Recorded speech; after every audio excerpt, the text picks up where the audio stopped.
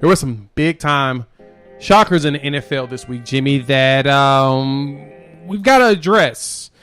First, we had the Dallas Cowboys go out there and lay something that I don't know what it is. The Buffalo Bills did the unthinkable. And then the Rams followed up with, I guess, maybe the expected, in theory. But we're going to start with the Dallas Cowboys. Cowboys decided to come back home, welcoming Dak Prescott back to the field with a 30-16 L. At one point, they were down, 30-0? They were getting shellacked, and Mike McCarthy decided to keep Dak Prescott on the field to try to figure out how, I guess, to stimulate the offense. Really weird in my personal opinion, but we won't even argue his thought process behind that. So, Jimmy, because of this L and the way this L went down, is it fair to say or unfair to say that we should have concerns about the Cowboys? It is unfair to say that we should have concerns about the Cowboys, and I say that in order to give hope to Dallas Cowboy Nation.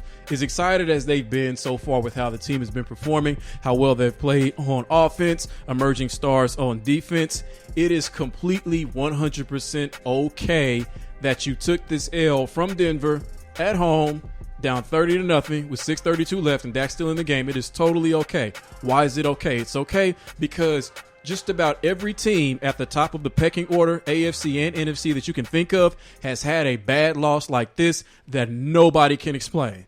It's one of those things that when they happen, what determines whether or not this is a championship team is how they're going to respond after this. So sometimes you need a victory like this where you're feeling yourself a little bit too much, where you underestimate your opponent, where you don't prepare as hard as you would for an opponent that you respect, and to show you that as good as you've become, you can still take that L if you don't show up, because on the other side of that, regardless of record, regardless of reputation and organization, those are NFL players just like you out there giving everything they have to in order to make a living and win this ball game. So they're not going to hand you anything. So I think the Cowboys, and really the Cowboys fans, some of them needed a loss like this. Not to say that they weren't humble, but just to get you to understand that as far as you've come, it's going to take more in order to get to where you want to be, especially at the top of the NFC, or maybe not. I don't know. But so top looks like no more. Yeah, so this kind of loss can actually help you somewhat course correct yourself and tighten up some things that haven't been tight, that you've gotten away with this season. Like, for instance, Trayvon Diggs, he's gotten them about 2 or 3 victories himself, and now teams are learning, go the other way. You know, treat him like Deion Sanders, just throw the other way or run the ball more. So that's made it a little bit more difficult for him to have the kind of impact on the game that he was having when they had that win streak. So one loss like this, it happens. It's okay. You cannot have 2, and how you play in this next game will determine really the way the rest of your season is going to unfold. But just one victory can actually, one loss like this can help you more than it hurts you. Okay, so as much as I hate it, like you do on there, I agree with you. But I have 3 things that I recognize with this Cowboys situation. First and foremost, you're right. There's no reason to worry. It happens. Top teams have all lost a game that looked weird that they lost. We had like 3 of them this week. Exactly. So it happens. And it's good to get that out your system now. But there are 2 other things, though, that I was thinking about with this. First off, these are a couple of concerns I would have overall.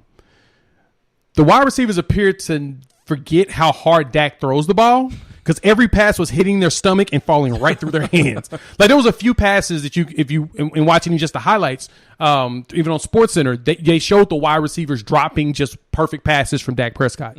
So either they were out of sync because Dak was out for a week and a half. That's a problem, because if he does have to take a week off, or if the end of the season and they basically got the Division I and the conference potentially won, and they take the week off, and you have another week off because you may have the number 1 seed, you're really going to be in trouble going into the playoffs. That's concerning, which leads to my second concern. You can't go, obviously a week without their quarterback is a problem. They look disheveled on the offensive side. Like I said, those passes that Dak was throwing, even they were on the money, the receivers just couldn't hang on to them. That should be your cause for concern, especially if you go, like I said, deeper into the playoff. Well, actually, when you get started with the playoffs and you work enough to get that number 1 seed and you get that week off. If they have 2 weeks off, you got problems. Now, that's the reason why I think McCarthy did keep Dak in the game. He needed the reps. He didn't play. They were bye week the week before. Dak was hurt before that at the end of that game where he hurt his calf. So they kind of needed him out there to get reps, get going, and I guess inject some confidence in them because of what was going on.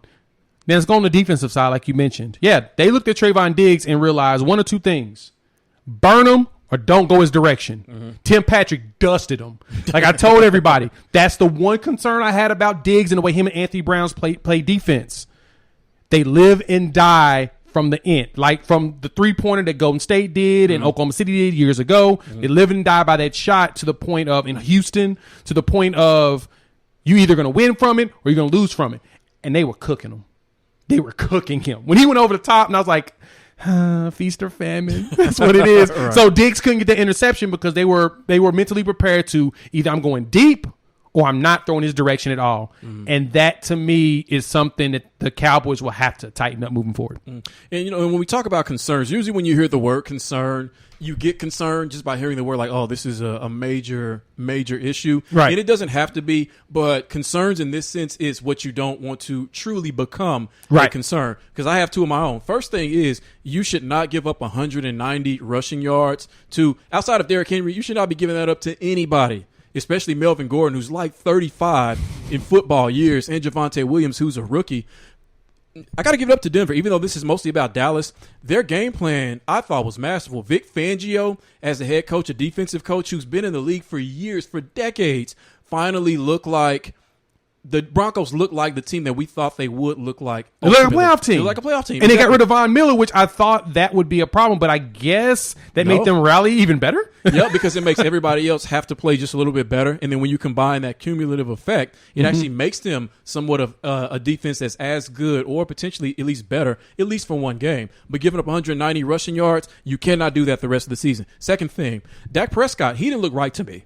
Now, I know that there were some passes that his receivers dropped, and I think he was it was like 19 of 39. Is that what he was? Or am I thinking of somebody else? No, yeah. 19 of 39. You're right. No, you're right. Pick. Yeah, but there were some of those passes that were just off target, that were long, which I guess you'd rather be long than short. But either way, he was off target, and that may come from because, like I said, a bye last week. So it's been basically 2 weeks since he's had game action, so I get that. But as far as his mobility from left to right in order to buy himself extra time in the pocket, he didn't look right. So I think that, Dak, he's going to be stoic. He's going to be a leader. He's going to say the right thing in the sense that the calf had no effect on me. And it didn't. It didn't affect his arm necessarily. But as far as his movement to get himself that extra split second to a second that he's good at, it wasn't there. So that calf is still affecting him.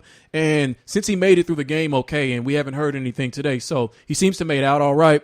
He's probably going to be okay, but I think that was a part of it that had a little bit to do with Dak in the past game is he wasn't completely himself because of that calf. And he may not be for the rest of the season if he continues to play on this calf every week without any breaks in between. So that's something to pay attention to as well. I agree. I'm with you on that. So Cowboys fans, don't be too concerned. I wouldn't worry too much. Because like you said, it happens, and we'll see what happens next. Now they got Dallas next. So do they just need to focus on just win the game against the Falcons, who are 4-4, I think, so they actually become a little bit decent, or do they need to smash Atlanta in order to completely erase this debacle that happened against them? Right? They got to smash, just relentlessly, go relentless, and we'll see with that. So we'll see if Dallas can actually do that. Yeah.